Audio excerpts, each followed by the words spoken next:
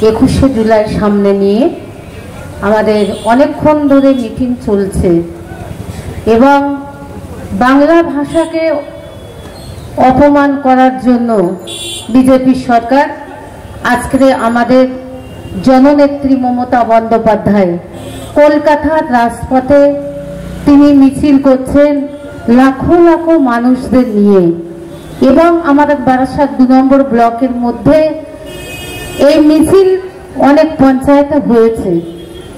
যাই হোক, আজকে এই মঞ্চে আলোকিত করে বসে আছে আমাদের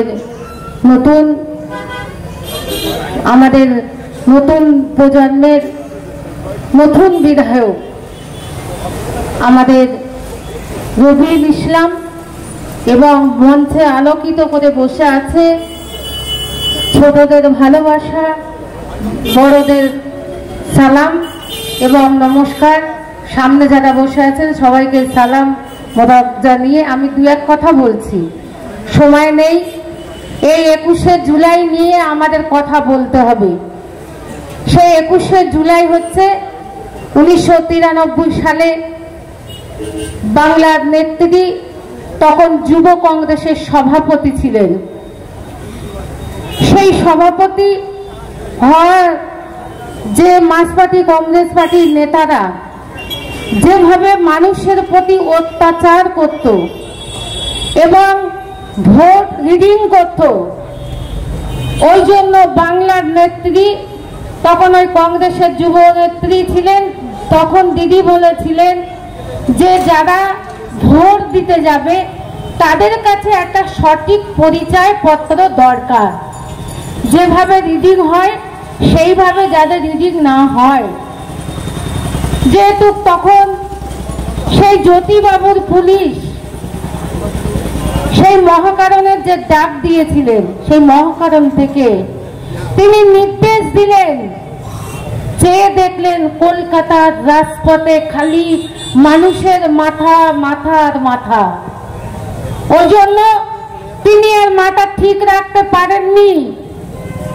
ওই জন্য জ্যোতিবাবুর পুলিশ দিয়ে গুলি করে 13 জন ভাইকে তারা হত্যা করে মেরে দিয়েছিল। আজকে বাংলার নেত্রী মমতা বন্দ্যোপাধ্যায় 98 সালে তখন তিনি ভাবলেন যে আমার ওই যুব কংগ্রেসের থেকে আমি কিছু করতে পারবো না। ওই জন্য নতুন করে 1998 সালে তিনি তৃণমূল কংগ্রেসটা গঠন করেছিলেন। সেই গঠন করার পরে 2011 সালে যখন দিদি ক্ষমতায় আসলেন তখন দিদি বললেন যে বদলা না বদল চাই। তার মানে হচ্ছে এটাই যে কত হত্যা করে মানুষকে খুন মার্ডার করে কত মায়ের কোল শূন্য করে দিয়েছে সিপিএম পার্টি। তাহলে আমরা বাংলাটাকে উন্নয়ন দিয়ে ভরিয়ে দেব, কিন্তু আমরা বদলা নেব না। যে বদলা নিলে কি হয়, মারির বদলে মার হয়, আমরা সেটা করব না।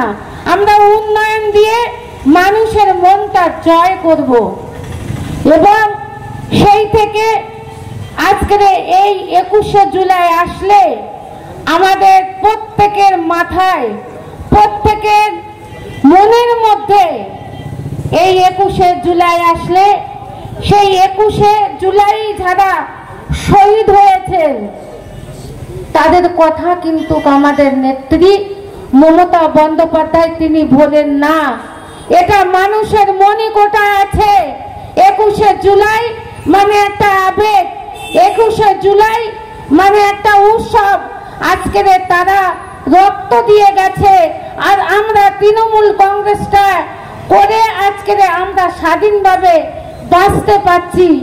ওই জন্য শহীদদের কাছে আমরা 21শে জুলাই যাব। আর ভারতবর্ষের মধ্যে যে প্রধানমন্ত্রী আছে তাদের কথা যদি বলতে চাই আমাদের শেষ হবে না। আজকে তাদের কাছে অনেক কিছু আছে, বিজেপি সরকারের কাছে। তাদের কাছে প্রথমত ইডি আছে, সিবিআই আছে, তাদের ইনকাম ট্যাক্স আছে, তাদের লক্ষ লক্ষ কোটি কোটি টাকা আছে, তাদের কমিশনার আছে। আর তৃণমূল কংগ্রেসের মতো রক্ত দিয়ে যে তৃণমূল কংগ্রেস যে দল গঠন করেছে, করে কর্মী গঠন করেছে, বিজেপির মধ্যে বিজেপিরা 10 বছর রাজত্ব করছে, একটা রক্ত দিয়ে তারা কিন্তু একটা কর্মী তৈরি করতে পারেনি, যেটা তৃণমূল কংগ্রেস করতে পেরেছে। ওই জন্য বলবো, আমরা 21শে জুলাইটা সামনে রেখে আমরা সকলেই যাব, এবং সেখানে গিয়ে চলে আসলে হবে না, আমাদের একটাই প্রতিজ্ঞা করে আসতে হবে। 21শে জুলাইয়ে গিয়ে সেখান থেকে আমাদের প্রতিজ্ঞা করে আসতে হবে, দিদির বার্তা শুনে আসতে হবে, অভিষেক বন্দ্যোপাধ্যায়ের বার্তা শুনে আমরা বাড়ি এসে ওখান থেকে প্রতিজ্ঞা করে আসব।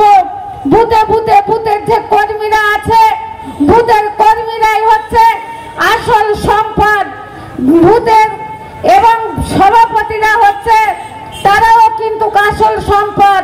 কারণ আপনাদের আগে আমরা শ্রদ্ধা সম্মান করি, আপনারা ভোটটা করান। ওই জন্য আপনাদের আমি একটুকু বলবো, আপনারা এসে প্রত্যেক বুথের সভাপতিরা তারা বুথে বুথে মিটিং ডাকবেন। বিজেপি, সিপিএম, আইএসএফ যারা যতই এখানে দাঁত বিধবার চেষ্টা করুক, আমরা উন্নয়ন দিয়ে তাদের সঙ্গে মোকাবেলা করব, তাদের সঙ্গে আমরা লড়াই করব না। এই কথা বলে সবাইকে আমি সালাম নমস্কার জানিয়ে আমার ছোট্ট কথা শেষ করলাম। জয় হিন্দ, বন্দে মাতরম।